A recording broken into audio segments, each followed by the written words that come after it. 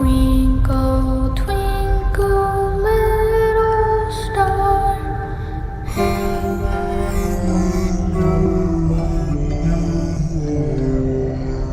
He's alive!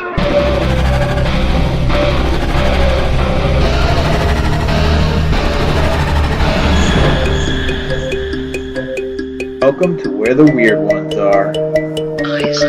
Every time I speak, I want the truth to come out.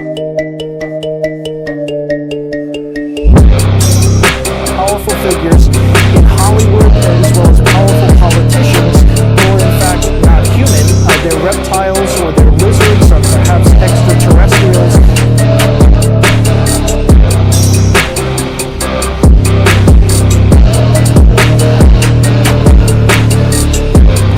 I don't think it is a human. I think it's a Sasquatch.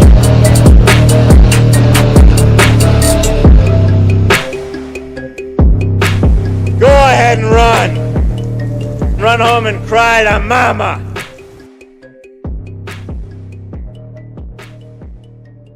Let's get weird. What's up, you fucking weirdos? Welcome to another episode of Where the Weird Ones Are. My name is Kevin, but you probably already knew that, and if you didn't, now you do. So, today's episode is with Damian and Nicole. They host two different podcasts, Parapeculiar and The Real Ghost of. They have interesting stories, and I listen to their podcast, both the podcasts. So, I found their story when they were talking about the Hill House extremely intriguing. So I reached out and had them come on, and they didn't disappoint. Now they did tell me that I should include a disclaimer, so that's what I'm going to do right now. And that is, if you do listen to this, there is a good possible chance, as they are talking about the Hill House, that spirits could come through and haunt you, because they've had that happen with listeners of their show when they talk about Hill House. So I have personally never been there, but from what it sounds like, it's pretty haunted. There might be a negative entity, there might not be, but they also have a museum of haunted objects, and they did get a rocking chair from Hill House, so that's interesting as well. We talk a little bit about portals. Apparently Nicole can conjure portals, and we talk about the whistling. And now the whistling is the part that when people listen to the show, they get in their own homes or their own area, wherever they are. So it's pretty interesting. But I hope you guys enjoyed today's episode. We talked about a lot about some cool shit and some theories. But yeah, so like, follow, share, subscribe, leave a rating and review on Spotify and Apple.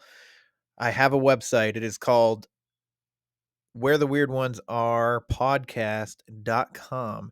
There is a page in there, the contact page. You can leave a rating and a review right there on the website. I have a blog there. I only have one article that I wrote, but anyways, you can leave a rating and review for the show on there if you prefer that. I know a lot of different people have different, things that they listen to podcasts on and stuff like that. Hopefully I'm gonna start putting the videos for the show on the website, just in case YouTube decides to take them down, and Rumble takes them down or something like that. Which actually I've talked about this too before, that I keep fucking forgetting that about putting the episodes on Rumble, and I think I'm starting to fall behind, so maybe I'll work on that today. What else? The Patreon is up. It's weirdos only, and it's $5 a month. You get a free coffee mug, early access to the show, bonus content, like story time is going to be a bonus segment as well, where I tell I'll tell you a story about whether true crime, ghost stories, cryptid stories, encounters, encounter story kind of things, some fictitious, some real. And I'll probably be putting those out on Patreon only, probably every other Friday, maybe, or every other weekend or something like that. When I have the spare time to do that. Also, Conspiracy Tuesdays are probably gonna be moved to Patreon only as well, because I have gotten warnings for the Conspiracy Tuesdays.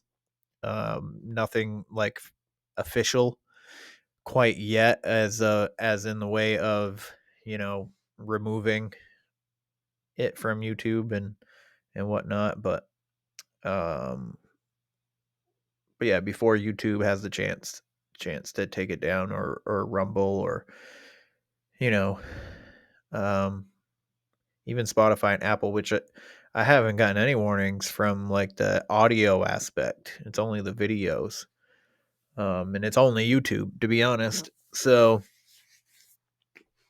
yeah, and also I have a chat room on the website, so trying to like put together a little community, that way I don't have to figure out Discord, because Discord confuses the shit out of me.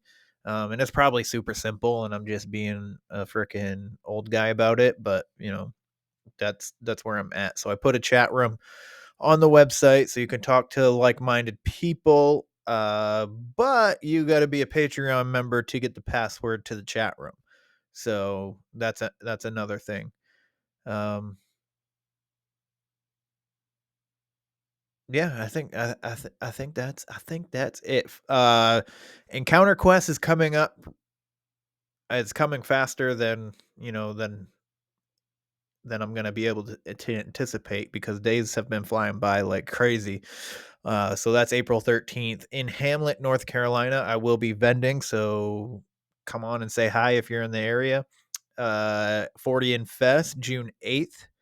I will also be vending there. That's here in Sanford, Maine, at the Memorial Gym. So if you're in the area, please stop by and say hi. So that's about it. Also, the kids and I have a YouTube show about reviewing movies. We only have 2 episodes so far. But if you're interested in that, you can go check that out. It's Straight from Our Couch podcast on YouTube. So other than that, kids, I hope you have a good day. I hope you have a good night, whatever time you decide to listen to this. All right. All right. Let's get into it, friends. They're coming to get you, Barbara.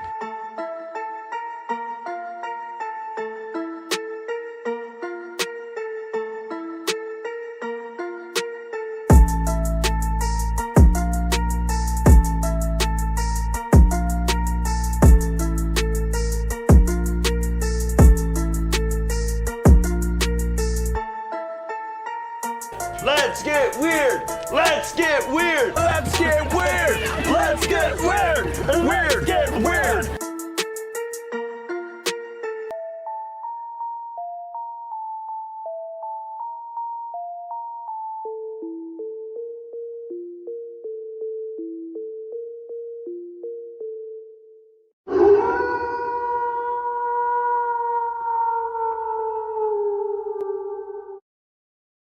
What's up, guys? So I'm here with Damian and Nicole. They have 2 podcasts, and we're going to talk about some interesting stuff. So, guys, if you don't mind, just letting the people know a little bit about yourself and where it is that they can find you and your podcast.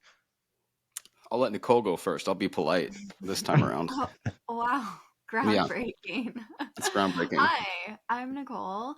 I started The Real Ghosts of, which is a podcast, although we are now transitioning it to Patreon only. And you can still find us on social media, though. We have an Instagram, just at The Real Ghosts of.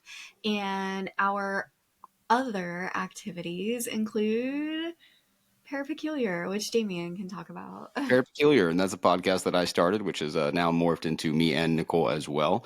And it's a little bit different. It's just deep dive conversations about everything weird, paranormal, etc.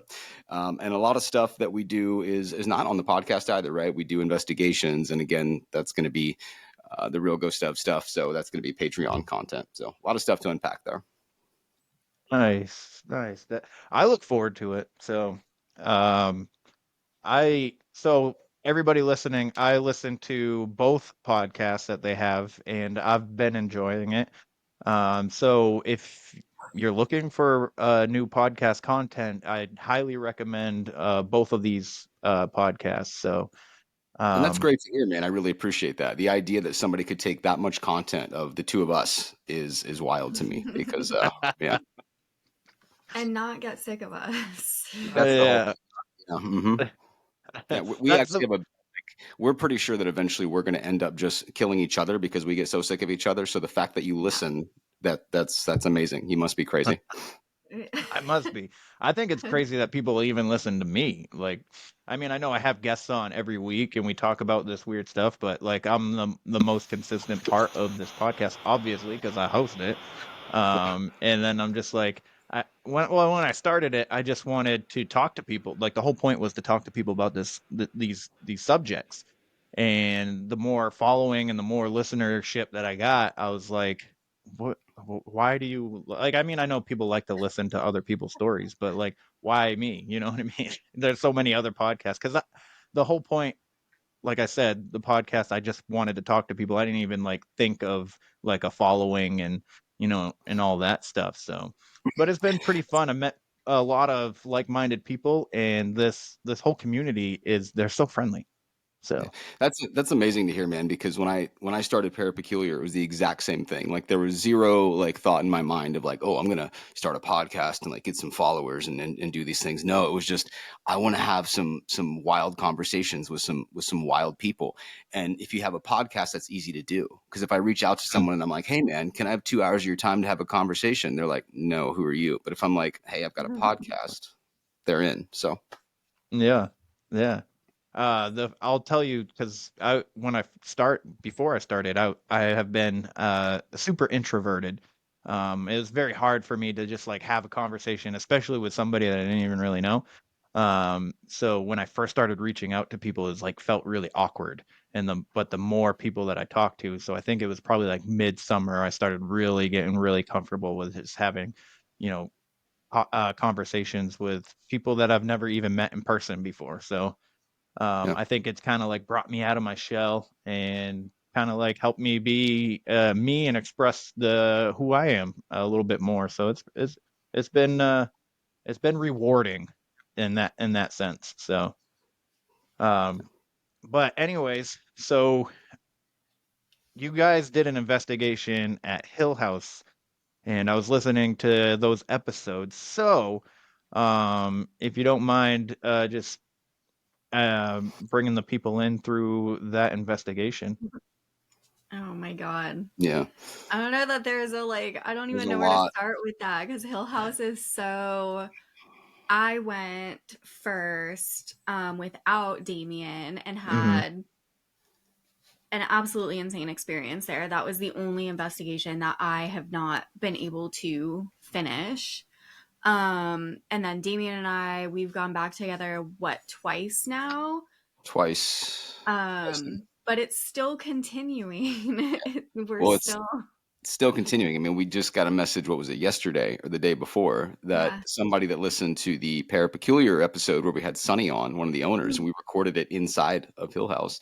They had some phenomena start happening after listening to the episode. So like we've had to like put warnings on Yeah. these things. Are we allowed to cuss on this thing? I just want to make sure before I Absolutely. start. Okay, great. I Absolutely. just had There's fuck, I have to get that out. Like it was almost like I was waiting. But yeah. it's been wild, right? So yeah. don't even know where to start with that, Nicole. There's so much, because now your listeners, you may have to give a warning, right? Like, because your listeners might experience phenomena even up with us talking about it, because it's been a thing that's been happening. Yeah. Yeah. I'll Sorry. definitely do that in the intro part where I talk shit about you guys, before Great. they actually listen to this episode. Yeah, that's gonna Just be my kidding. favorite part. I'm gonna tune in to hear it, just to like see, is it, what kind of shit you talk about us. That's literally my favorite part. That's all I want to know.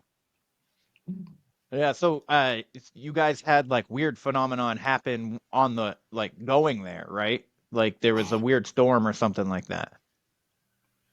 Yeah, it's interesting because pretty much every time we've gone, well, I guess except the last time, nothing like too crazy happened right before, but the time that I went and then the second time that we went together, yeah, there were just weird things happening before we even got there. Like the first time that I went, I'll talk about that, and then Damian, you can talk about the time that we went. But the first time that I went there, before we even went, so one of my paranormal friends, Chris, he lives up in Denver. We usually bring him to investigations when we need a literal bodyguard, because he's like 6'2", just this massive dude, was like in the military, like he's a bodyguard. And so I had no idea where we were going. He was flying in to come with us. We had confirmed the night before, like, hey dude, everything's good to go, you're like, see you tomorrow, get you from the airport, whatever.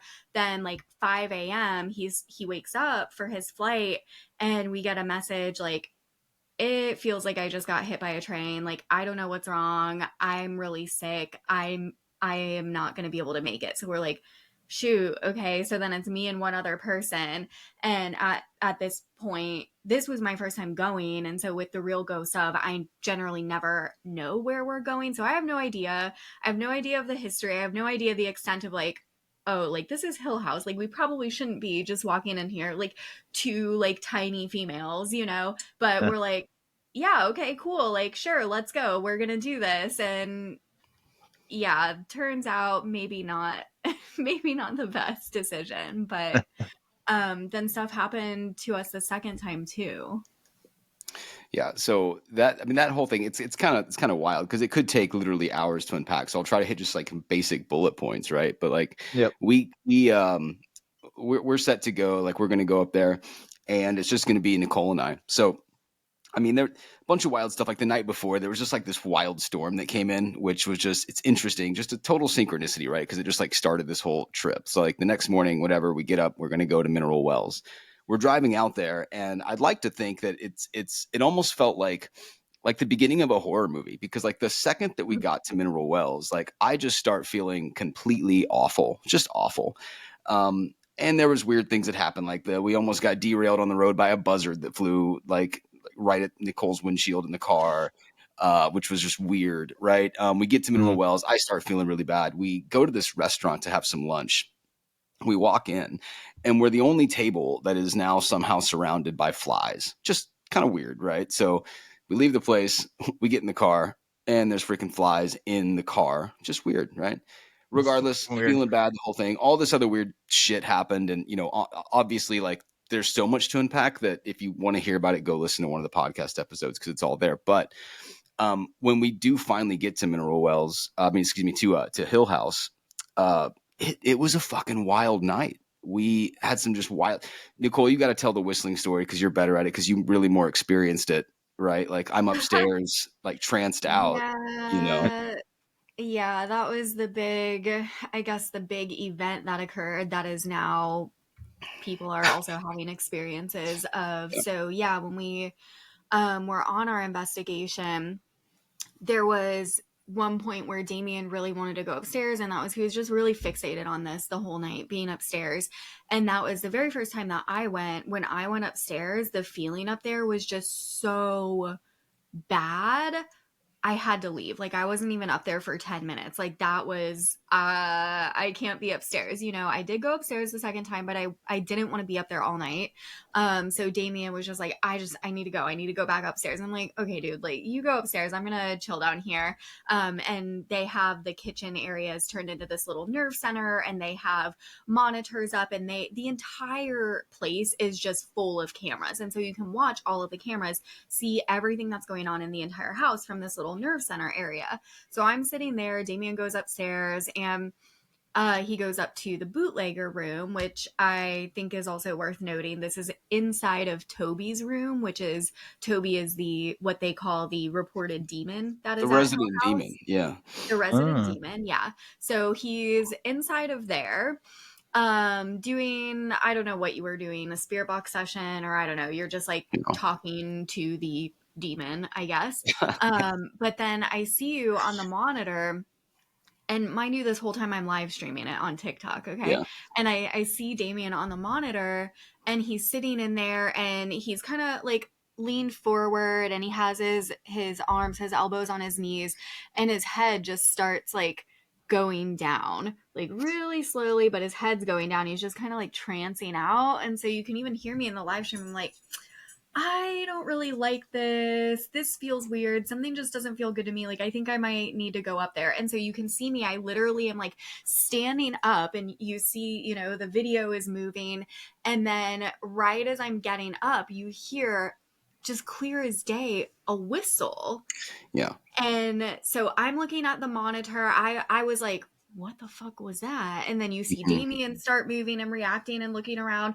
And I which that's odd, because I'm upstairs, you're downstairs, and it's almost like we heard like it was just the weirdest thing. Yeah. Yeah. And so I specifically didn't say what I heard though, because I knew what I was live streaming. You just hear me kind of mutter under my breath. I'm like, what the fuck was that?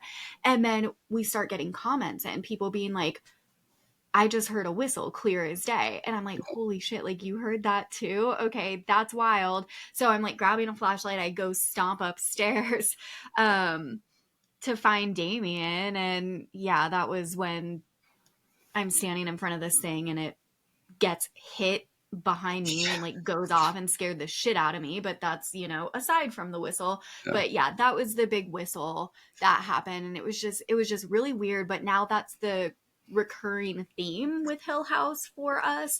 The last time we were there, we heard it even louder. The last time we were there was just fucking insane. It was insane. But now it's a thing that we have a chair from Hill House that's going in the museum, and we did take it out for its first public outing. A bunch of people heard whistling. Like both of us have heard whistling in our houses since then.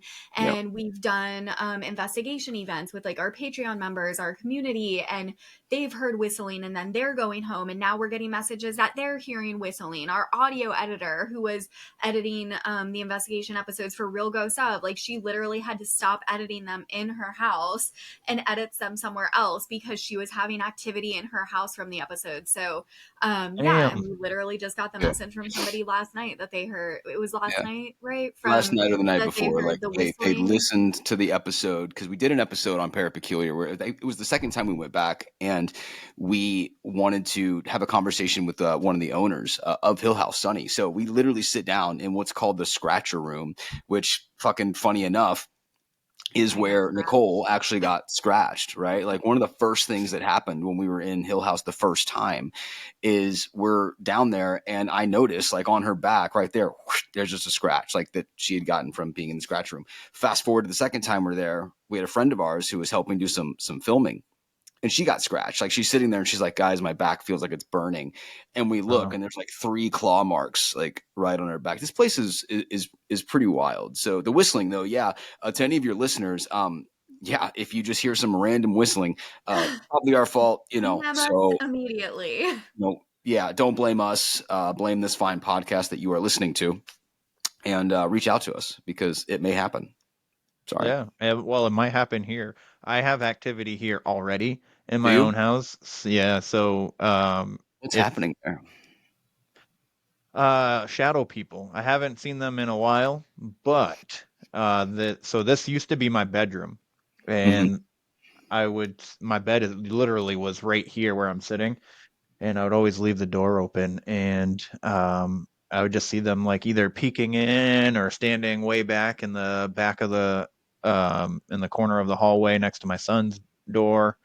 And then yeah, and then or they were always just standing there, like either I see half their face or half their body or their whole head fucking looking into the doorway and stuff like that. And one night I wake up to my name being called, and this shadow figure starts coming into my room towards me. I've never ever been approached by a shadow figure before, and it was a woman. I could tell it had friggin' long, like waving hair, and but shadowy.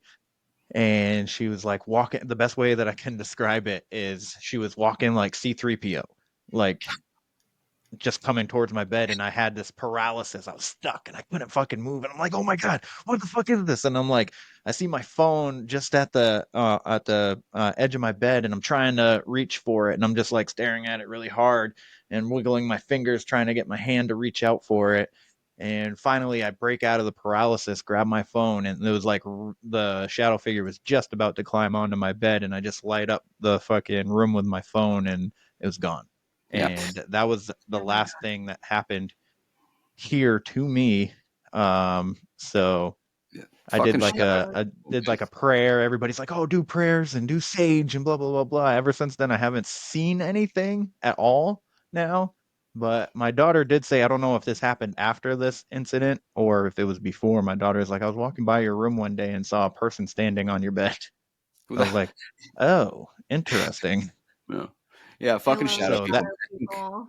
We're actually, that's fortuitous that you even mentioned that, because we're doing, I believe it's this month or in January coming up, we're doing a class on shadow people. Yeah, on the 9th. Yeah, I've been really going down the rabbit hole on shadow people recently. So I just like, I know you're supposed to be asking us the questions here, but I need to know, selfishly, have you gone down the rabbit hole on shadow people? And like, what do you think they are when you're seeing them? So sometimes, I haven't really like done extensive like rabbit hole research, but I'm pretty sure, like I feel like they are either from the past or from the future, and they're just peering into our timeline at this time, and they're seeing us the same way that we're seeing them. That's kind of like what I think. But the one that was coming towards me, I don't know if that is the same thing. You know what I mean? Like, or maybe it was like seeing me and they're like, there's somebody fucking laying here in this room. I'm going to go investigate it. And that's why they were walking at me. Maybe, I don't know. But I also, so I talked to this woman, she's, Mexican, and she's from Texas, and she's like, from my culture, like, a shadow person is usually like put on you by a witch, like in a bad way. It's supposed to be like a negative thing. And it's usually like portrayed by a bruja, which is Mexican for a witch, or Spanish for a witch. But that was her perspective on shadow people, and she's like, you need to do something about that.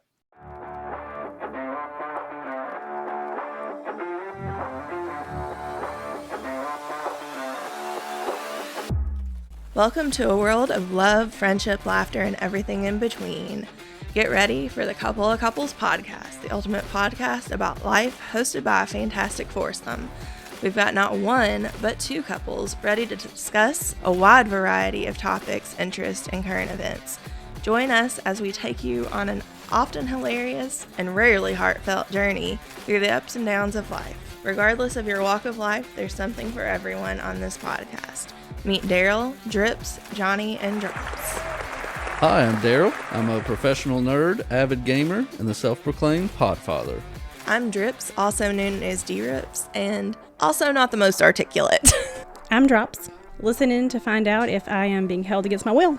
And I'm Johnny. I'm willing to do and try most things, and I'm willing to say, well, anything.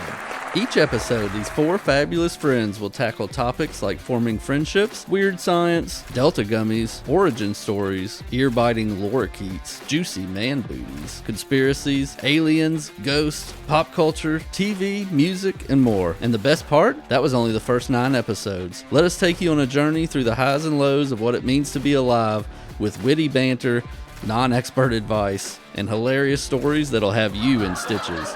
If you're looking for the next great podcast, then grab your phone, tablet, or laptop and subscribe to the Couple of Couples podcast on your favorite platform today. It's free, and it's the best way to make sure you never miss an episode. Don't miss out on the laughs, the love, the occasional "did they really just say that?" moment, and some jaw-dropping surprises you won't want to miss. And speaking of love, let's spread it like confetti. Like, follow, and share our podcast on social media. And don't forget to visit our website at www.coupleofcouplespodcast.com to find links to our show on your favorite platform, links to our social media accounts, contact us, or listen to the latest episodes directly from our website. Join us on this roller coaster ride as we dip, dive, twist, and turn through everything that the universe throws our way. And don't forget to check out our merchandise store, which can be accessed through our website at www.coupleofcouplespodcast.com, featuring custom designs based on our sound bites from your favorite episodes. Shirts, hoodies, mugs, tote bags, and more. Couple of Couples podcast. Because when it comes to love and laughter, 4 heads are better than 1. But a dose of laughter, love, and a little bit of craziness? Subscribe now and be part of our fantastic podcast family. Subscribe, like, follow, and share. Let's make love and laughter go viral. So yeah. Having them walk towards you, it's a wild thing. That actually is something that the last time that we were at Hill House, and there's a video of me reacting to it, which is actually really fucking funny, right? But it looked like to me, and I fucking saw this, right? Like a shadow figure, right? But like on 4 legs, like coming towards me. And then you see me react at this thing. And it was the one time that night that same thing went off with you, Nicole, the rocking horse, right? Mm-hmm. That goes off, and then I feel like I see this thing, and you see me react, and it's actually probably the funniest video I've ever seen in my life. Yeah. No, I'm totally with you though. I think that they're time slips. That's like my theory for shadow people. Yeah. We actually have a really talented one of our Patreon crew. Her name is Mel. She comes to a lot of our events, and people will see these shadow figures, right? Like when we do these investigations with them, and she's been wonderful about drawing them, like what she sees. And it's funny you mentioned sort of like the peering around the corner, and like that's something that she sees a lot, and she's drawn that. So we I think we plan to have some of those drawings up in the museum because she's just so good at them. Oh, you've got some right there, don't you? Look at that. Yeah, so those are some of the drawings that Mel has done at our events of like these shadow beings that people are seeing during our investigations. It's pretty wild. Look at that. Wow, that's awesome. Yeah.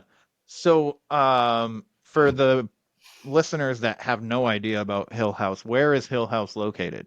Oh yeah, Mineral Wells, Texas. And it's I kind of almost hate the name Hill House because like it seems almost like this cliche because of the movie and the book and everything else, right? But it literally is on this hill. And it's in Mineral Wells, Texas, and it's probably definitely the most blanket term haunted fucking place that I've ever been to in my entire life, and I've been to a lot of places. Same. I'm gonna have to go there now. Same. Yeah, you have to. Yeah, I have to. Like, so I've never done investigation, but I don't know if you know 305 Paranormal, but I went on vacation it was just me and my kids to Florida back in October, and they invited me out to Davie School, and I did an Estes. It was my first investigation and my first Estes ever. And Mondo from 305 Paranormal, he asked the spirit to touch me on the shoulder, and then I just all of a sudden, like, because you see the video, I didn't know he said this, but like all of a sudden it felt like somebody was squeezing my shoulder for the entire time that I was sitting there doing Estes ever since after he said touch me on the shoulder, and I was like, fuck, it's like somebody's touching my shoulder. And then I went on an investigation in the Huckamuck Swamp in Massachusetts. So I'm from Maine, and I traveled to Massachusetts to go on an investigation in the Huckamuck, and it almost seemed like we got like portal kind of like evidence. Kind of, there was a lot of like synchronicities and like metal noises. You know how they like say when a portal door opens, it kind of sounds like a metal door or a door opening. And that's what we got out in the middle of the woods in the swamp. So, and there's nothing metal out there. That's super cool. that is Damian, can cool. we find random like woods to go? Yeah, Yeah. we Well, should. We were always so busy rolling around. Like we love spirit box sessions though. Like that's probably one of yeah. our biggest things. Like we get really experimental with that shit. So we love those kind of experiences. Do you have that filmed? Do you have that posted anywhere? Yeah, the Huckamuck Swamp. Yeah, any of those. Yeah, your Yeah, Estes well, session. so I can't remember what episode is, but my Estes is on at the end of the episode that I did. So I did it with 305 Paranormal, Black Smoke Paranormal, and Joe Who Hunts Ghosts, or Joe Joe Who Hunts Hunts Ghosts. Ghosts. That's a Yeah. great title. And I want to say, hold on, I'll tell you which episode exactly. But if you want to know what, I could just send you the Estes videos. Do it. But other than that, there's the Huckamuck Swamp one. Phil is a YouTube investigator, so he posts everything that he does on YouTube. So that's Exploring with Phil on YouTube. So, and it's called The Portal Door is what he called that specific episode. And we got it was it was interesting because so I'm part native, and it's there's a lot of like native activity in it's the Bridgewater Triangle. I don't know if you ever heard of the Bridgewater Triangle, Yeah. but supposedly there's a lot of stuff in that, just with like even from back in the day. So there's like this King James War, or King Philip War, and it was between the natives and the colonists and whatever, and the natives like retreated to this swamp because the settlers weren't familiar with swamp areas, and they would go out there and be like, fuck this, I'm not chasing them out here, you know what I mean? So the tribes would stick to like the swamp area, and it just became like this super haunted place. There's like talks about witches out there, and puckwudgies, which are like these Huckwudgies. like 4 foot tall elf-like entities and stuff like that, and they can Might be some of them. Yeah. either save you or like lead you to your death or something like that. But yeah, the Estes that I did with in Florida is episode 74. So We'll have to check that. but I'll send it to you guys anyway.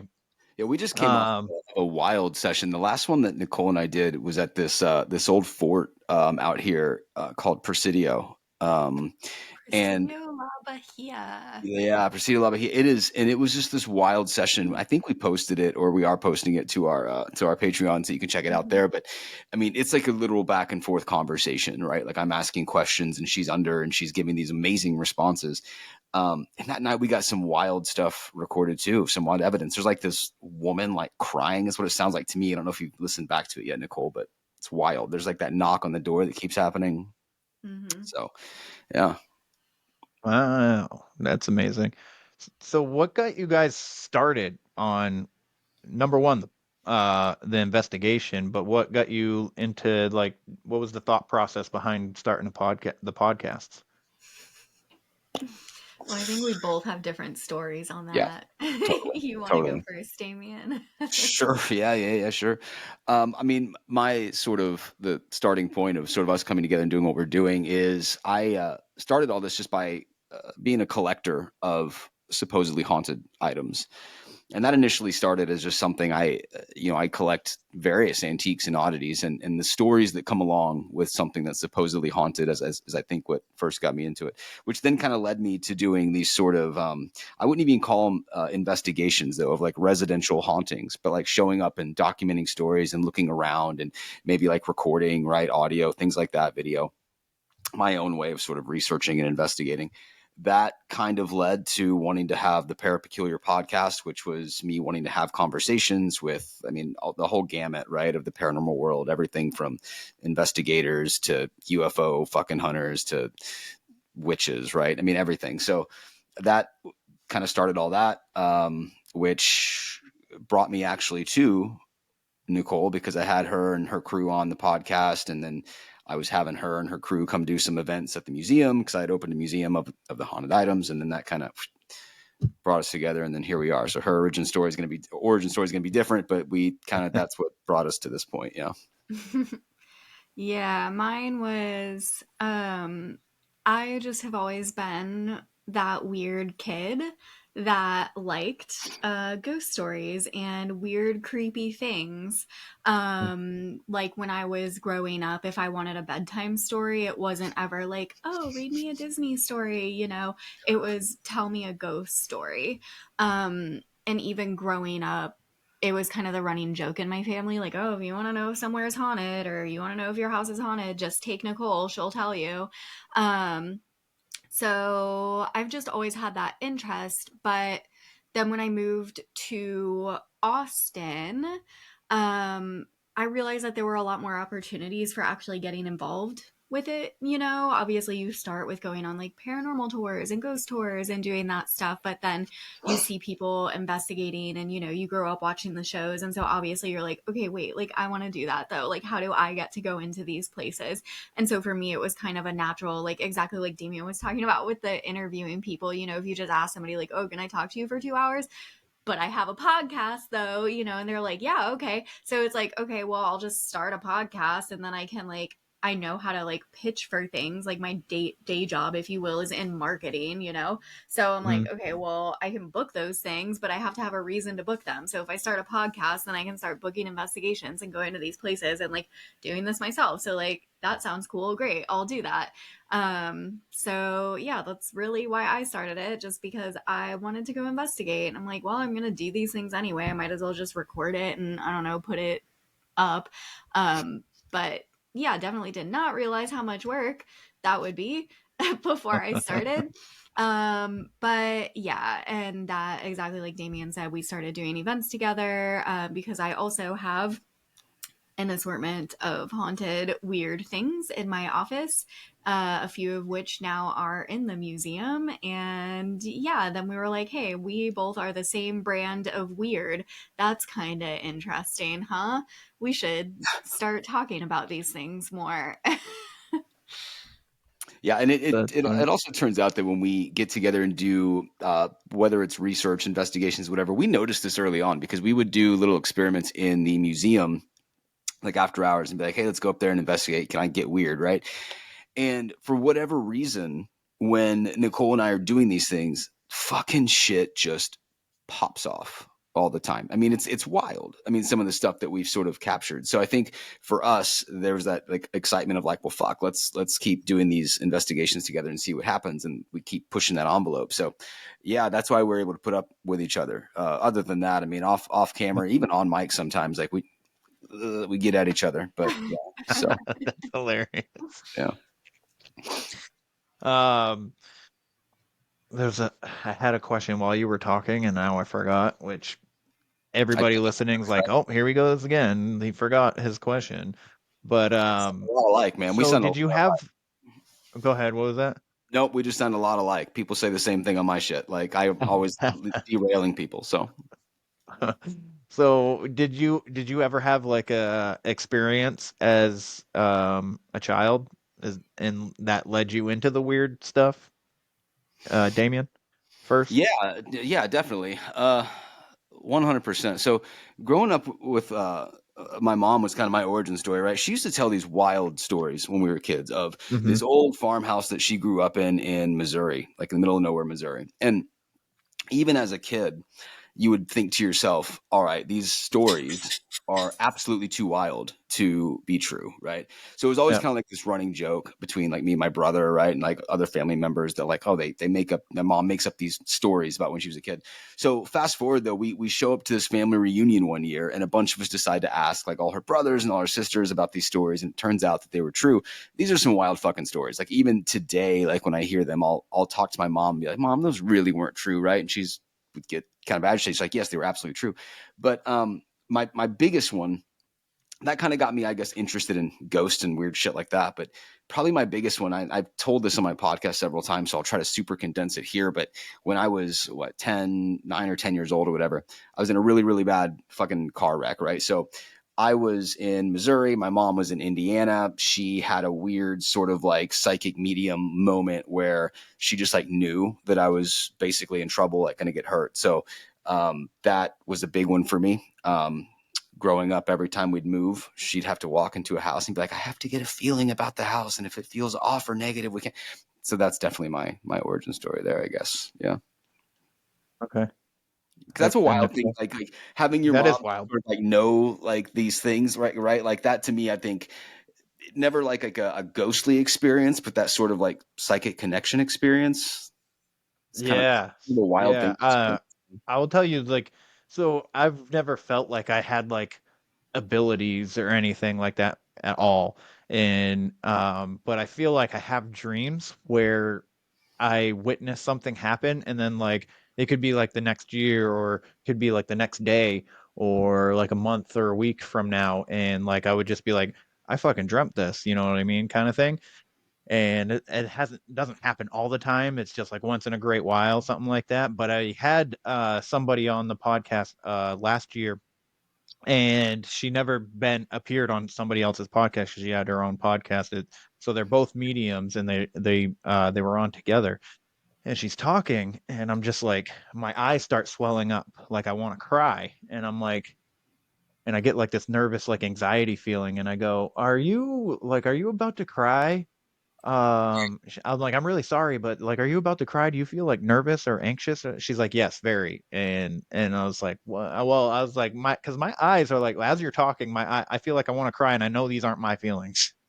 So, and her voice was shaking a little bit too, and she's like, I've never been on somebody else's podcast, I'm very nervous, and I just want to tell my stories. I don't want to like sound crazy or anything like that. I was like, you don't sound crazy here, I can tell you that.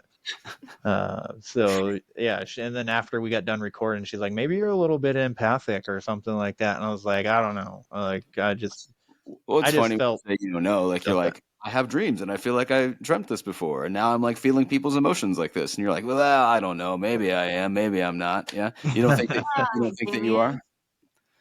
Yeah. Yeah. I mean, well, in that instance, yes, definitely. But I've never like put it to like real like test or anything like that, and like I don't know, maybe I should. That's an Um, interesting thing we talk about real tests, right? Because I think, when you sit down and try to test something like that, like it's such a weird thing that happens when it wants to happen, right? That right, super yeah. intuition that happens, like whether it's feeling someone else's energy, like you just described, or whether it's like knowing something in like a precognitive way, right? Like it's such a random occurrence that I think testing it is where it gets challenging, right? Because I mean, that's like part of the reason why I started RGO and wanting to do the investigations because, like, I don't know where we're going for the investigations. I was like, I don't know, let's just fuck around and find out and see how much of this I get right. find out. Yeah. It's definitely interesting, and I find it like super fascinating, especially like mediums and stuff like that. Like especially when they're right on stuff, you know what I mean? Just like me being like, I feel this way, and she's like, yes, I definitely feel that way, you know what I mean? So like to listen to somebody talk and like like the mediums that do like these group sessions that are just like I feel something, and then they hone in on one person, and then the person's just like, how the fuck do you know that, like that kind of stuff. I mean, obviously there's ways that you can fake that those kind of things, but like I don't know. I find it so interesting that somebody can intuitively like know shit about you without ever having a conversation or meeting you. You know what I mean? Yeah. So I think this It's- whole like realm of things is fascinating. Yeah, I think it's like a natural thing that everyone has, right? Like this ability to sort of Mm. connect to the universe around them. It's like the people, like everyone's been in like a room or something where like someone's like super angry or negative, and you can just feel it, right? Like you can just Mm-hmm. feel it. And everyone's had that encounter, like knows that what that feels like. But what people don't typically do is stop to ask themselves, like, well, what is that? Like I'm literally sort of invisibly feeling another person's energy, right? Like leaving their body Mm. and affecting me and the place around me. So like, what is that? Like more importantly, how far can I take that? Right. And I think Mm. that's the interesting question. And we just kind of like overlook it because it's such a natural thing. Absolutely, absolutely. Um, Nicole, do you have like a well, I'm assuming you do, but do you remember your earliest I guess encounter or experience? Yeah. I mean, literally my first memory was being at a funeral and seeing a dead body, so there's that. Oh. Um, but Yeah, like Do I fucking know this about you? Is this like I think this is something new that was your first fucking memory? Is just a dead person? Yeah, that's my first memory. Yeah. my But yeah, I mean, my That's entire crazy. childhood, for me, it's seeing things, which definitely translates to now. But yeah, I would always like wake up, and just see shadow people, if you will, like just people standing around my bed, and then you blink your eyes a few times and it kind of goes away and you just like write it off. But the first like experience where it could not just be written off, um, I was 8, and it was right after my great grandpa had passed away, and I was spending the night at my grandparents' house. So, his son. I was spending the night at my grandparents' house, and I was sleeping in the guest room. And I woke up, of course, 3 a.m.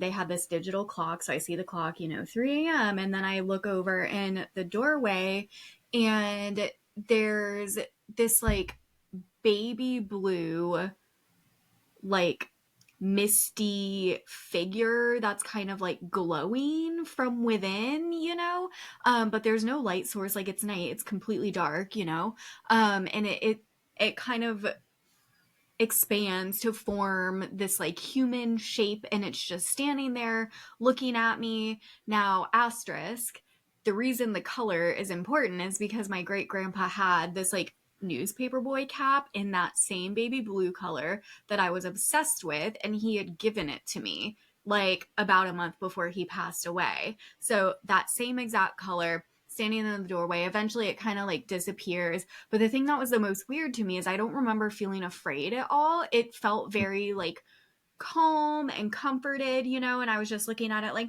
that's interesting. And then it goes away and I go to sleep. And then the next morning I'm walking around the house, and this is I had this little like notebook, I was like in my detective phase, and I'm walking around the house and I'm looking for like any mirrors or pictures, like anything that was that same baby blue color that could have been reflecting it, like trying to find some sort of explanation for this, And my grandparents and my mom, they're sitting at the kitchen table and they're just like watching me do this. And then eventually my mom asks me, like, what are you doing? And so I tell them what happened, and they all just kind of look at each other and then look at me and they're like, oh, okay. So yeah, that was the earliest big one for me. Do you think that was your grandfather trying to let you know that he was there with you? Oh yeah, I am like Yeah, convinced. Yeah. yeah. I I've had like a similar, but it wasn't light. It was just like a feeling. And it was in this house. Again, I bought this house like two years ago. And things just like started going crazy. Well, not crazy, but like just all these things started happening, which I didn't have like experiences um for the past like for a while actually until I moved into here. And I had before I moved in here, I went through like a rough breakup and stuff like that. But so it was probably like the first month of living here. Me and my dog are laying in bed. It's early morning. I just was just waking up, so I was just kind of like laying there, like, should I get up? You know what I mean? And my dog has her head laying on my leg, and I'm like on my belly with my leg is up like in a 90-degree angle, and her head's like right on my thigh, and the doorway is to my back, and she just kind of lifts up her head like she's looking at somebody, and I'm looking at her like, what the fuck? And then I feel like weight, like somebody sat down on my bed right next to my feet, and I was just like, what? And then she's still staring, and then she just rests her head like she knows who it is. And then I just got this like overwhelming feeling that it was my uncle who passed a few years prior. And like he was just there because I was going through like this like rough emotional state. Like I feel like he was just like, hey man, everything's gonna be okay, kind of thing. And then I was like in that like paralysis where I was like, I don't want to move. And I laid there for what probably felt like forever, but it was only like 5 minutes. And then I finally just turned my head to nobody being there. So I And just there's some feel like kind of I didn't have like I wasn't scared or anything. I was just more like, what is happening? But it was like a good feeling, you know. So there's like a weird that's the similarity there with that specific phenomenon, man. Like the idea of someone, like it looks like or feels like they're sitting on your bed, right? It's the weirdest thing. A couple months ago, my brother and his wife reach out to me, and they're saying that's happening at their house, right? Like they'll be seeing what looks like something sitting down. But it just recently happened to Nicole on one of the investigations we were at Old Park, right? Nicole, am I correct on that? Like the same kind of thing, like feeling someone sitting down on the bed, which I've heard people talk about before, but I think it's something totally different to experience it, you know, because you're like, I don't know, like, how does that happen? You know, that's just so wild. That must be weird. That must be weird. Just like, and you just like see it like sink down and just like, I don't know, you feel the weight, but like there's nothing there, right? Yeah. That's wild. It is wild. It is. But I wanted to, so I haven't heard you guys really talk about cryptids, but I wanted to, like, that's one of the questions I like to ask everybody. Like, have you ever had a cryptid experience or something that you think might be a cryptid sighting? Cryptid experience, I would say no, unless you know, this is funny because I was thinking about this morning. I was listening to a podcast because later we're going to be having some people on our podcast that have their own podcast. So I was listening to theirs, and they had this episode about Santa, and it got me thinking about this question: is Santa Claus? Can we define or put Santa Claus in the realm of cryptid? Like, is Santa Claus a cryptid? Think about this for a moment. Like, you've got this magical fucking being that has an army of elves, right? That like make all these toys. And he's got these reindeer that talk and have fucking glowing noses that like navigate around. Can we consider Santa Claus a cryptid? Or is he something else? Yeah. That's a good question. Now you're fucking my mind up, man. Yeah. Is Santa Claus a cryptid? So for everyone listening, I hope they did the same thing, right? Like, is Santa Claus a cryptid? Like that's the new question of Christmas. It used to be, is Die Hard a Christmas movie? Fuck that. That's over. That's done. The new question is Santa Claus a cryptid? Well, first I'll say Die Hard is a Christmas movie. Secondly, I think maybe you're right. Like he has all the qualities that most cryptids have. You know, you never see him, but he's always there. He can see you when you're sleeping. He knows when you're awake. You know, like Bigfoot knows when you're in his area, and you know all these things. So, but yeah, that's kind of like a mind. Now I'm gonna think about that forever and ever. I'm gonna start asking people, do you think Santa Claus could be a cryptid? Yeah, I mean, who knows? We don't know how to define him, you know. But that's the question for the ages. But no, I've never had an actual experience. I think with the cryptid. Nicole, have you? Have we talked? I know you like love Mothman. You actually read the Mothman children's book at our Patreon thing. Yeah, Mothman's right here.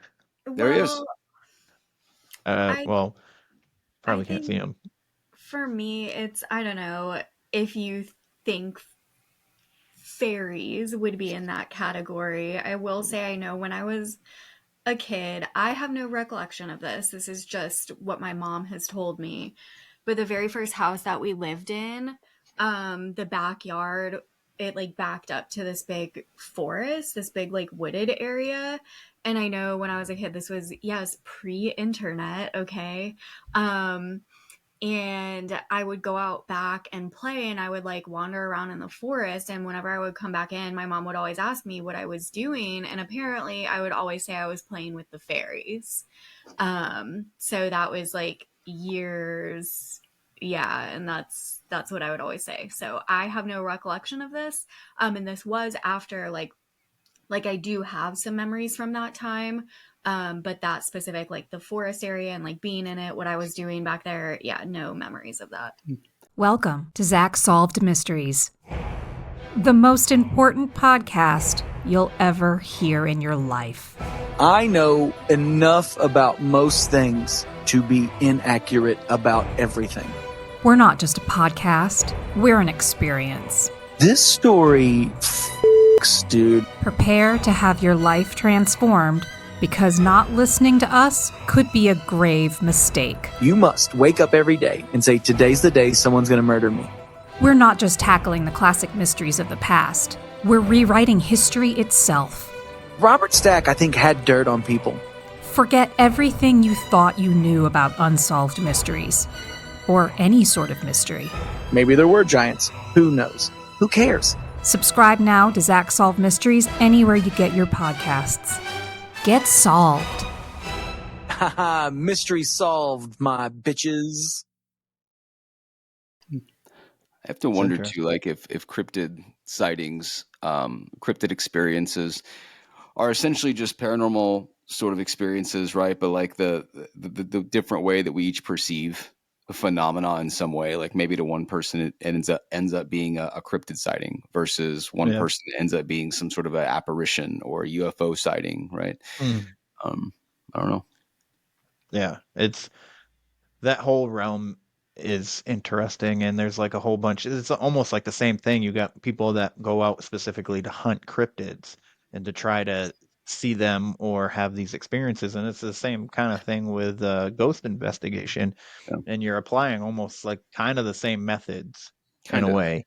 I think with cryptids, and this even goes with the paranormal world, but with cryptid sightings, like I think there's these certain sites that seem to just sort of be rampant with them. And I think like you've got obviously Skinwalker Ranch, right, is a big one, and the research they're doing up there. But you got like Mount Shasta as well, some of the wild stuff that people have seen. Cryptids, man, that gets me down the hollow earth theory rabbit holes when we talk about that shit, like giants and all these things. But yeah, cryptids is super interesting. I don't know if I were to hunt them. Maybe we should add that to our plate of things. Nicole, is monster hunting. Not only are we looking for ghosts, but now we're going to go find fucking monsters too. Okay, well, we have to start with Mothman, so that's where we're going That's first. your big one, huh?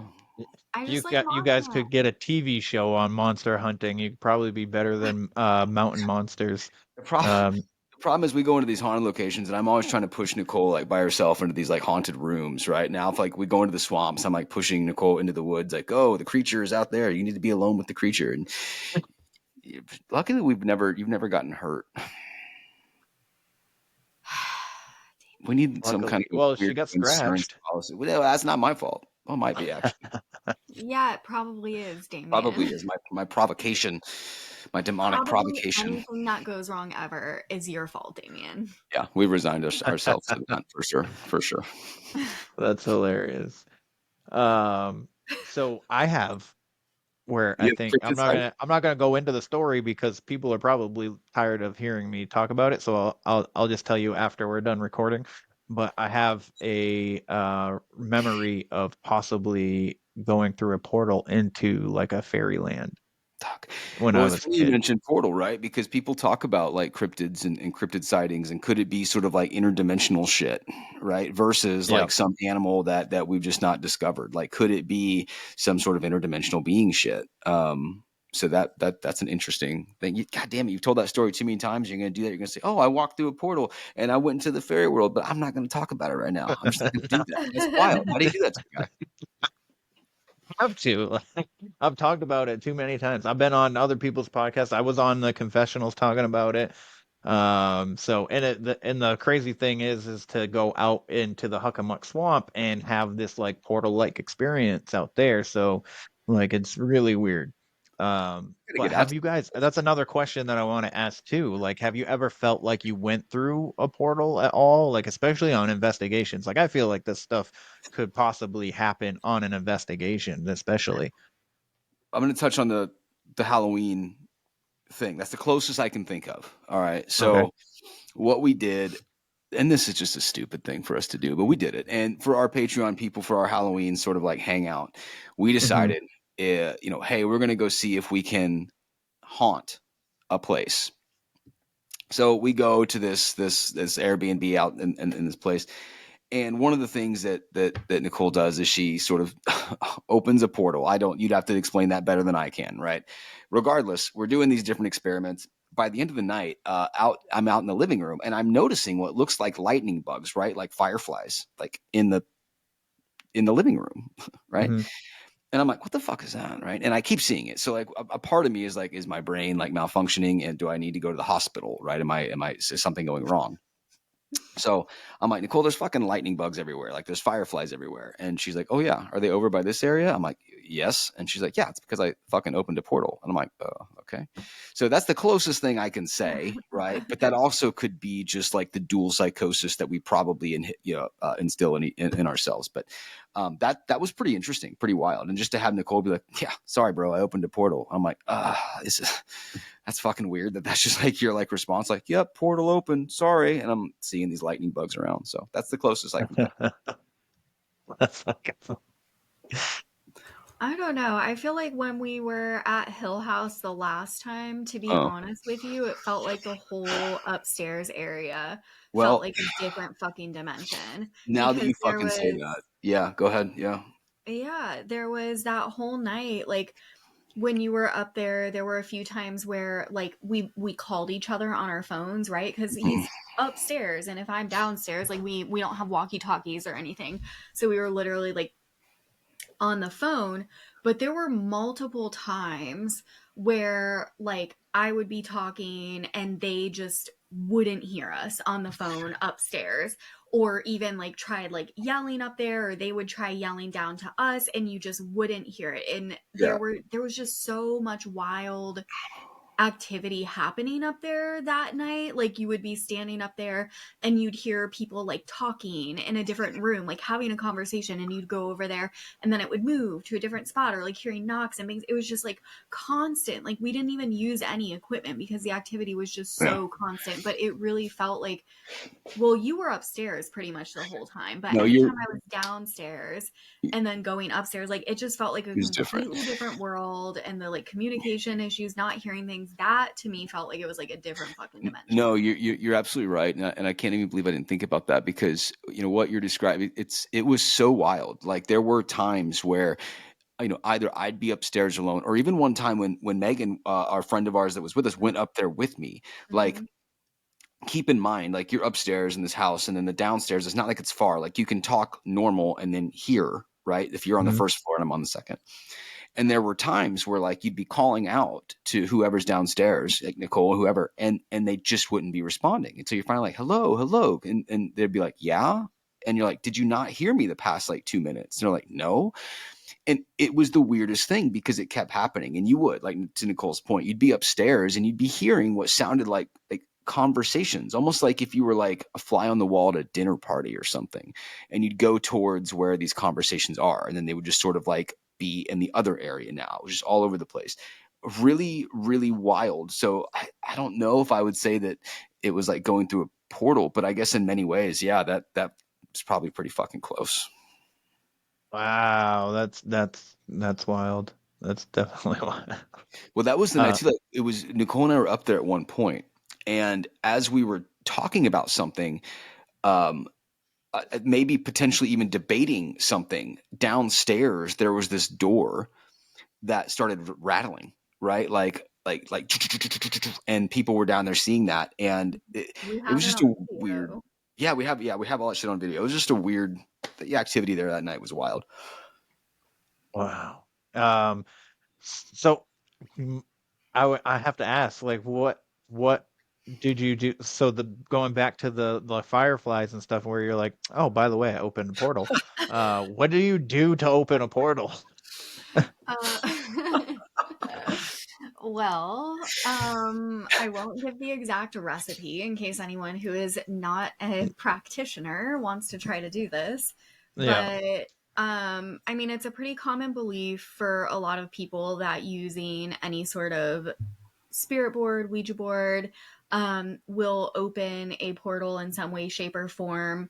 So we did have a Ouija board there. We were using it. This time, I did very intentionally do it in a way that was opening up a portal. However, instead of opening it up on the board itself, which generally is what kind of happens, I just have a little like, it's like an energy work visualization exercise that I do, and I specifically opened it up in a doorway area. Okay. to essentially be a portal to allow things to come through, since, you know, the intent for the evening was we are going to try to haunt this house. So I was like, well, we're going to open up a portal. Yeah. Wow. And we feel That's like we super did interesting. too, because there was like an interesting spirit box session we did for our Patreon people which led to this weird noise coming from the kitchen area, and then we go in there and like drawers are open and shit, which was kind of wild. Then seeing the sort of lightning bugs, and yeah, we may have haunted this poor place. And you were seeing stuff Yeah, walking around. yeah. You freaking Later. scared me. I was like, do we need to leave? Yeah. So now I'm like keeping an eye on the review pages of this poor Airbnb, because like I'm now waiting for people to be like, beautiful place, but fuck, it's haunted as shit. And like knowing at that point, like that's my confirmation. Like we went in and haunted this place, you know? So sorry. So all your all your videos and stuff like that from your investigations on Patreon. Yeah, we share with our Patreon crowd because we get, I mean, really wild evidence, right? Like everything from like the whistling that we talked about. I mean, it's there, right? All kinds of shit. And we post it for all of them to always go check out and see. Nice. How is it working the page? Do you guys work the Patreon yourself? Because I've been thinking about, everybody's like, you should get a Patreon. Like, you know, people who actually like your podcast will support it. And I was like, I don't know. I kind of feel weird about, you know, doing it, but Depends on what you want to do. For like Nicole and I had a very specific goal with it. I mean, it wasn't even about like, you know, let's start kind of like your basic Patreon, which is like, oh, just, you know, give us money or whatever. We kind of wanted to form a community, right? So like a big thing that we do is like coming up as an example, I think next week, one of our Patreon live hangout events, we're just going bowling, right? Yeah. We're going bowling with our Patreon people. We do live like hangouts. We obviously have like a like paranormal academy. So we wanted to create a community, right? So like we know all of our members, and like they become like friends, right? And they interact with us and what we do, and they help on investigations. They come to our investigations. As I said, you know, we very talented people like Mel who will draw like the shadow pictures at the investigation. So they become our friends. So that was our goal with it. So it depends on your goal. And I think it's been nice for us because we've been able to sort of be developing that Little community. weirdo family. Yeah. Yes. Some people might say cult. No, we say little weirdo family. Oh my God, Damian. Some people might say cult. Yeah. Have you guys ever ran into a cult like going out on this on no. these investigations? That would be wild. Like for real. No. Like, hey, we're entering this house and there's like this weird fucking group of people just being like fucking weird. That's the goal. That would be amazing. Like, right? Can you imagine that content? Like that is something out of a goddamn horror movie. That's like low key. Like I really want to go check out Goatman's Bridge up in like me too. Denton area. Like I want to go there so bad. But Is there a Goatman cult? The what? Is there a Goatman cult? Well, it's very known that it's a spot that people will go to do rituals, and there have been like whatever, like sightings of groups of people, you know. So I'm like, I think that would be like, yeah, I want to investigate it, but I think that would be a genuine like safety concern. Well, you know, and here's the thing. So I have to wonder, right? Because if put into a situation like that, like whether we're investigating a place or going out looking for it, and we happen upon a group of robed figures, right, doing some form of a ritual, right? You know, you've got a couple options. One is you make it very like well known that you are scared of that and you want to run away and everything, and they might chase you. Or you're like, bros, who here wants to be on the podcast? I want to know what's going on. I want to talk to you about this. I want to hear your story. And then they're like, all right, we're not going to kill you because you have this podcast. We'll go on the podcast. We'll tell our story. We'll talk about it. Do you think that would save us if we were put in that situation?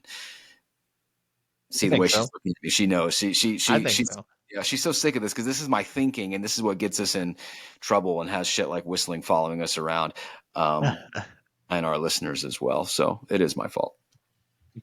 Yeah, that's the disapproving look I get. Oh yeah, they have you like strung up by like on this fucking freaking stone table, and you're just like, hey, podcast. Yeah, come be on it. Come talk you to me. Be on it. Don't sacrifice me here, please, and you can be on my podcast. One of the worst ways to die, wouldn't it? Like Wicker Man style. Absolutely. I would be assisting with the ritual as we're sacrificing you. That might be the only reason that we've come together. Like that's the secret plan, right? Is to Plot get it twist. to a It's point where actually like, all a setup. yeah, that's going to be the last episode of any podcast that we do is going to be that, and hopefully somebody that listens calls the authorities, and my body is found. And then I will write the book so that the royalties can be made because Nicole won't be able to because she'll be in prison. That's right. That is right. So another question that I like to ask is, have you guys ever seen a UFO or an alien entity? I mean, I do have a UFO story. I've never had what I would think, never an alien entities. I have my own thoughts on abduction stories and things of that nature. But the closest that I have is we used to call it a buddy of mine, this guy called Justin, back when I lived in Houston. This was forever ago. And we're driving around one night and we see this just like green sort of like ball of light in the sky, and it just goes and stops. And it's like literally still, and it goes so kind of wild, and then it just shoots way up into the sky, like gone, right? That, I mean, obviously I would have to say, but never seen an alien. Well, we actually, you know what? We actually did discover on a podcast episode that Nicole is a reptilian. We were told that by someone who's able to see reptilians, people, and they confirmed. I'm an alien. Yeah, alien reptilian. So what's it like being in these underground bases and, eating children? Well, I do hate children, so that tracks. What's it like being in these underground bases? That's amazing. Yeah, it's great. Good. I'm not a fan of the sunlight. I do, in fact, prefer to be in a cave. So, yeah. And she's gray. Have you guys ever investigated a cave? No. We haven't, have we? We've never. No, we haven't. We should go investigate the Bell Witch Cave. Yeah. Don't take rocks though, unless you want to be haunted. Yeah. Well, we do want to be haunted. That's true. You want to be haunted, Damian. Yeah. Well, half the stuff that's the haunted collection is literally in your room right there right now, isn't it? The entire haunted museum is in my office right now. Yes. Yeah. Because we're moving locations, so there's literally she's surrounded by haunted shit right now. Yeah. So, what out of those objects, what would you say is like the most haunted? Well, it's a toss up right now, man. I mean, the chair that we mentioned, it's actually a funny story. I'm gonna tell it. So when the first time that we went to Hill House, right? We're leaving and we're driving away, and this must have been, we were on the road now 25 minutes, right? Driving home, and we get a call from Sonny, the owner of Hill House. He says, "Hey man, you left a charging cable here." And I just said, let's just turn around and get it, right? Nicole's like, no, you can just have them ship it. I was like, no, let's turn around and get it. Turn around, go back 25 minutes, go back to the house. And as we pull up, Sonny's outside and he goes, hey man, I know you guys have this haunted museum. We have a chair that's been inside the scratcher room for a long time that we need to repair. Do you just want it? And we're like, fuck yeah, we'll take it. So now we're driving home with this haunted ass chair from haunted ass fucking Hill House in the car, which is literally something that you should never do, right? So that might be the most haunted item, just because of this sort of whistling phenomena that has been following us across state lines even, and has now affected other people as well. So, but before that, it was a mirror that we have, which I used to call our Annabelle. And this thing it's fucking wild. We've got this great video of this woman had come and visit the museum, and a popular thing to do there, right? Take a selfie in front of the haunted mirror. So she has one of these little video clips of her sitting there, and her hair just gets pulled out to the side like that. It's wild. So we have that. So probably the mirror and the chair, wouldn't you say, Nicole? Yeah. Yeah. Mm-hmm. That mirror's done some wild shit. Yeah. They also say that mirrors are portals. Mm-hmm. So that's my plan, which Sarah told you to do this too, is when we finally get everything into the new space, I think those two mirrors need to be hung on the wall across from each other. And yes, I will intentionally open up a portal between them. So And I love that. And there is something about mirrors that's odd. I mean, we made, just for experimenting, something that people refer to as a devil's toy box, right? But it's really just a mirror box. It's 6 mirrors, right? And they all are put together as a box, all facing each other. And I got some really interesting like audio recordings from this thing, like these weird like tappings happening inside the box, and just some weird sort of like shadow play with video in there, which is interesting. But yeah, I mean, that mirror that we have, it has shocked me before. We've had it. Speaking of calling portals, Nicole and a couple of her buddies, right, did some witchery shit, and we're calling a portal through the mirror, I think, as it was. And regardless, that night the thing started to vibrate. Big heavy wooden mirror, okay, starts to vibrate. Did it for like 30 minutes or so, hasn't ever done it since. The weirdest thing that ever. And it actually, it's a funny story. That mirror, it comes from San Antonio, and the story goes that it caused a guy to bite his wife's nipple off in a fit of mania. Holy shit. Yeah, it's yeah. just casual. Just casual, just a cash thing to have Yeah. happen with a haunted mirror. So if you would like to take a selfie in front of that haunted mirror, come see us, because you can do that. Just no nipple biting in the museum, please. Okay. All right. I mean, okay, fine. That's okay. That rule is okay with me. Yeah. So I actually knew what's funny too is I just heard the story about this woman biting her husband's tongue off. Just like randomly. That He is like the just worst gave her a thing. kiss. And she's like, oh. Oh my god. Send me that story. That's a wild story. But that's the worst thing in the world to think about, right? Like, that's what I could never be one of these guys that got like his tongue pierced. I couldn't do it. Because if you've ever bitten your tongue accidentally, it's the worst pain ever. It's horrible. It's the worst thing ever. So that, like, you hear about these stories, these people that'll like 86 themselves, they'll kill themselves by biting their tongue in half so they choke on the blood or whatever the fuck happens. There's no way I couldn't do it. There's no way. No. No way. I had my tongue pierced when I was younger for a little while. And now I got like this like curve in my front tooth from where I just would like fling the ball. Yeah. You know, and I was like, I started seeing like the ball shape going in the bottom of my tooth, and I was like, all right, enough of this. This is coming out. I'm like, I'm not gonna fuck up my teeth. I mean, they're already crooked as shit. I don't need them to fucking have like holes in them now and shit. You know. I'm too sensitive tongued, I guess, as it were. That's just oof. Yeah, it actually didn't even really hurt. But the guy had the thing on my tongue and he had it pulled out of my mouth, and just as he like put the fucking thing in, just like this whole glob of drool just like right down on my freaking lap, and I was like, oh, that's interesting and gross at the The same way time. you describe that almost sounds like alien abduction stories, right? Like the Travis Walton case. Like you wake up and you're on some operating fucking table and they're poking and prodding you with things. No, like you're like, oh, it didn't hurt because he had my tongue clamped on a thing. He was pulling it out, and already my tongue started to hurt, dude. And I'm like, oh, I couldn't do it. Couldn't do it. I had my lip pierced too for a little while. Lip and feels then that different to me. annoyed me. Did it really? Did it would also like bang against your teeth, or whatever? Yeah, that too. And then like I'd play with it so much that the ball would come loose and just fall off and just go bouncing across the floor. And I was like, this is getting annoying. I'm done with this. I hate piercings. I would rather sit for like a 5-hour tattoo. Yeah, same. I think the Getting longest tattoo tattoos that is- I got was on my back. And I think that was like 4.5 hours. And he drew it on me with a Sharpie before he tattooed it. I think the worst area for me to ever get tattooed is just right in this little general area, like right where you're, not the elbow part, but like the little skin in the front right there. Like it's got the absolute worst. It's gonna be the absolute worst. Other than that, tattoos are fine.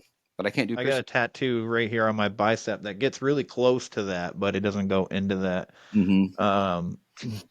I think the worst one for me was my stomach and my ass cheek. But when I got my butt fucking tattooed, I was drunk, so of course you. And so they say when you're drunk it hurts worse. Well, I think because it makes you bleed more. But I wonder if anyone's ever gotten a tattoo they're not inebriated. I don't know. Yes. I don't know. I don't know if I feel like that's like because Well, what you know is the reason why I was like, yeah, let's do it was because I was drunk. You know, I what is, didn't what like is go into it like sober, being like, yes, I want a tattoo on my ass cheek. Let's do this. This sounds what like a good idea. what did you get tattooed there? So funny story. Yeah. I used to think that I wanted to be a rapper, right? Oh man. So me and my buddy wanted to start a rap group. And yes, I know there's already a rap group named this, but they didn't spell it the same way, called Ghetto Boys, right? And so if you ever seen Tenacious D in the Pick of Destiny, Of where course. they have Tanakh on one ass cheek and ESD on the other, and then they put it together, it spells Tenacious D. So we wanted to we both my buddy was the tattoo artist. He was learning, and we decided to do that because we loved the movie. So this was like 2007, and we're like, all right, let's do this. And he put Get on mine, and he got Oh Boys on his, which I did on his ass cheek. And so the O is like this big, and then the boys is like this. Wow. So So when we put our ass cheeks together, it's spelled Ghetto Boys. And is that going to be the cover of your album? yeah, it was going to be, yeah. Yeah. But we never like doing this podcast. I probably could try and be a rapper now that I know like how like to work audio and stuff like that. But Yeah. back then had no idea, not a clue. I was looking into like spending money on studios and stuff, and I was broke as fuck. I was 18. I was doing friggin' amateur cage fighting and fucking not Yeah. really knowing where my life was going to begin with. And actually that night I met my ex-wife, who is the mother of my children, and she sat there watching me get my ass cheeks fucking tattooed. Yeah. I feel like now I need to get an ass tattoo like that. That's like the I guess the thing. I'm gonna have to do it. And like maybe I'll get like para on one side and peculiar on the other, right? Or like para on one side, para house on the other, no para house. I don't know. Yeah, that's wild. So you have Get Yes. tattooed on Yeah. there. Huh. Yeah. And then my ex-girlfriend was like, because she didn't know the story, and she saw it like when we were just started dating, and she always like when after I told her the story, she's like, I used to think it just meant like get away, like no touching or something like that. And I was like, well, you could put it that way too. Yeah, that's a good Have idea. several meanings. Yeah, it's the sort of this evolving, tattoo, like different meanings as you go along, right? Yeah. Yeah. Yeah. Yeah. I It could thought about getting become like very some kind of. inviting. Like get me, right? It could become very inviting. You never Oh man, I don't want to invite that. No, know. Oh well. I'm gonna have to get it covered up now.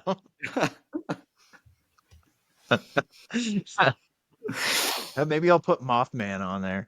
You know. That's a tattoo in that area that I can get behind, right? Is Mothman or like Yeah. several cryptids even. I don't know. Like I feel like a Bigfoot Yeah. tattoo down there would be good. Yeah. Yeah.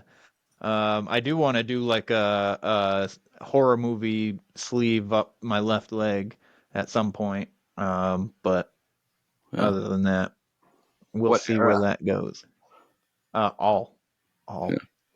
all of it. All my favorites, like, Scream, Halloween, fucking. I hate clowns, but I love the It movies, so I have to get Pennywise on there. I want the Tim Curry Pennywise. Oh, actually, I might do both.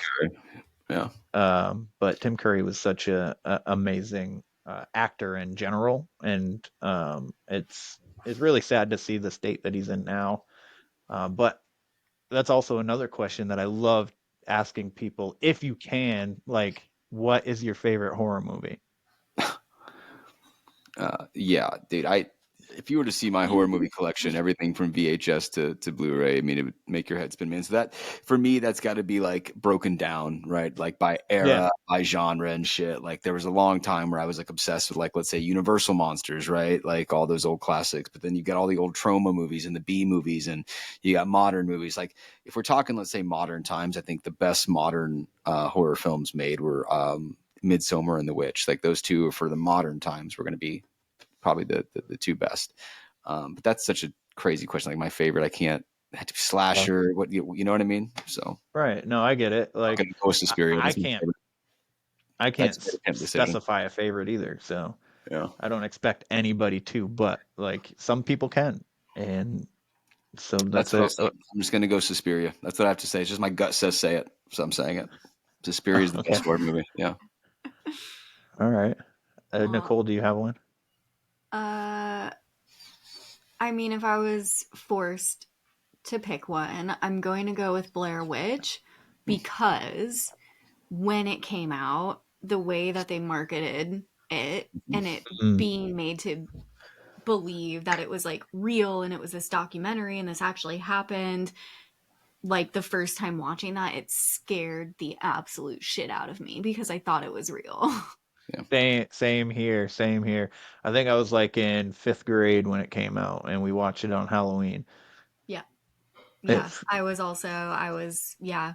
It was the summer between 5th and 6th grade. I remember because I spent that summer in Chicago with my aunts in this like creepy old house where every time you walk, it has the creaky floors. And I literally, after we watched that movie, like I wouldn't even like go pee by myself. I was like, nope, you have to come with me.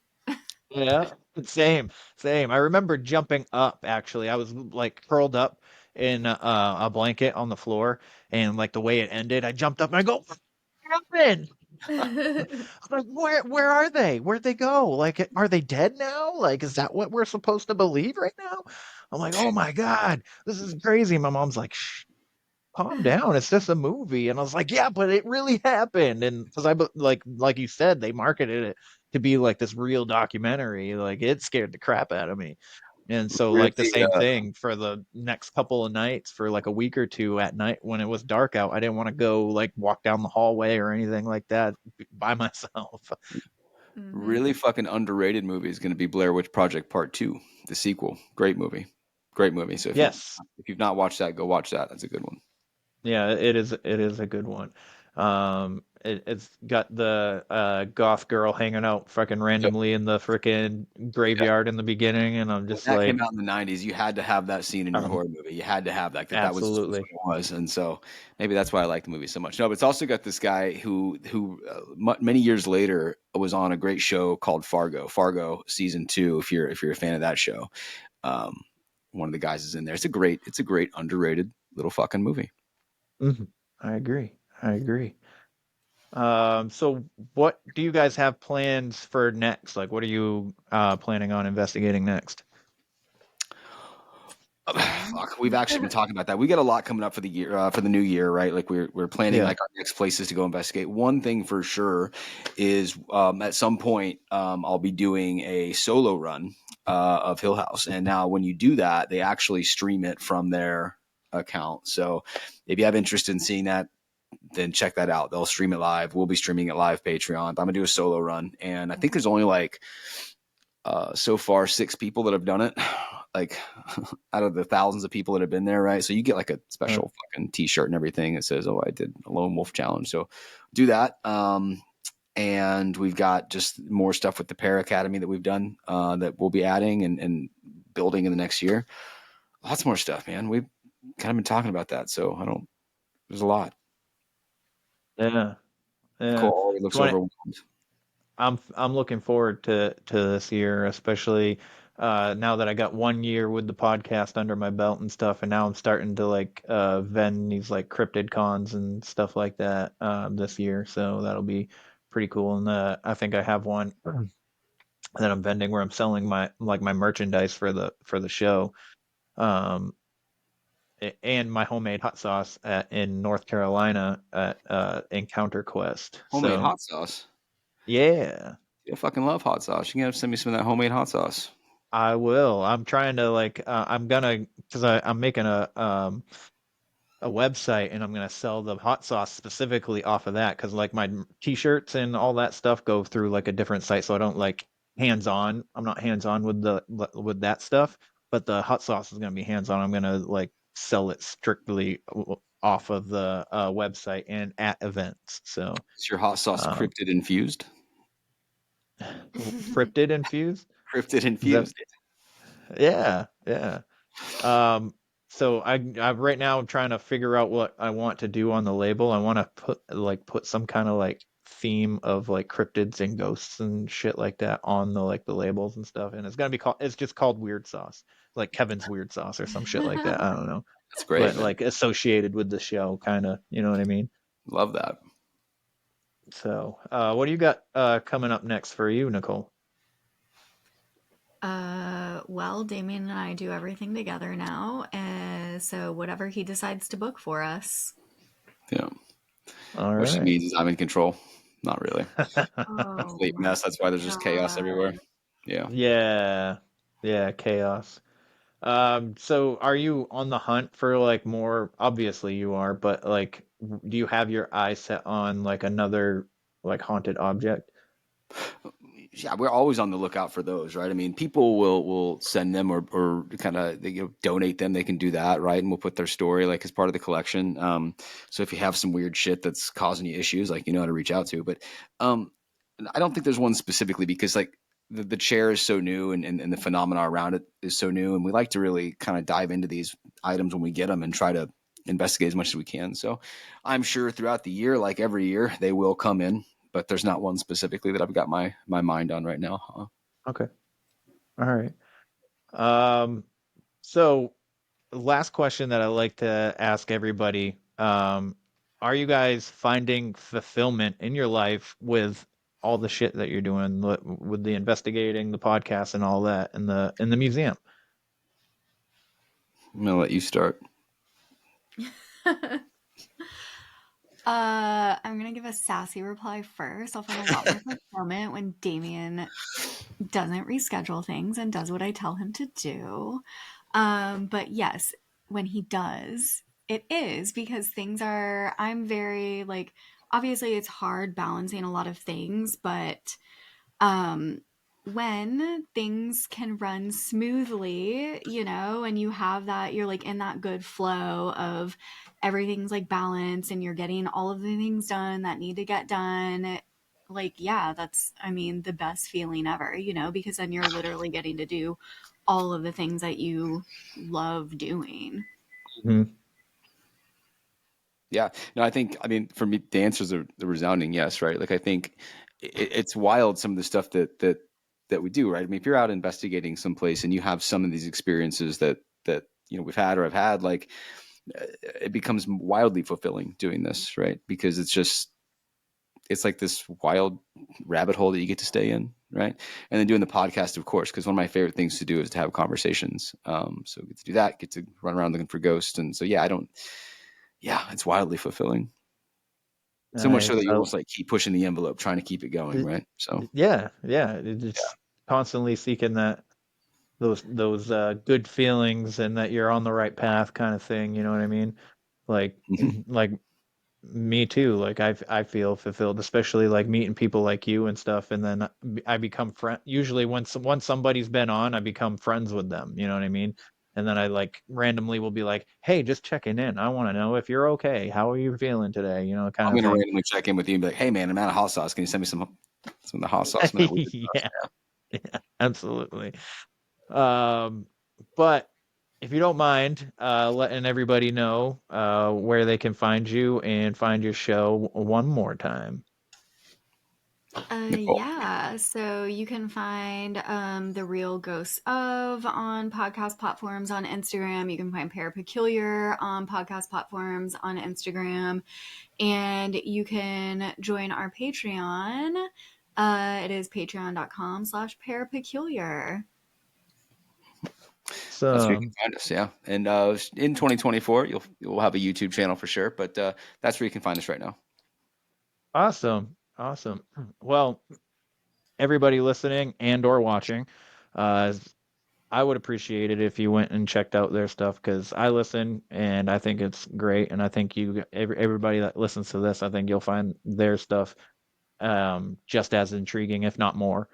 But anyways, that is the show. If you're interested in being featured on the show, it's where the weird ones are at gmail.com. Find me on Instagram. That's where I'm most active, where underscore the weird ones are. And then Facebook, obviously, where the weird ones are. Um, the merch shop has changed from Etsy to where the weird ones are .printify.me. So if you're interested in that shit, go check that out. Um, Otherwise, the best way to help this show grow is like, follow, share, subscribe, leave a rating and a review. Those are good ways as well. But other than that, question everything and stay weird. This concludes our broadcast day. Click.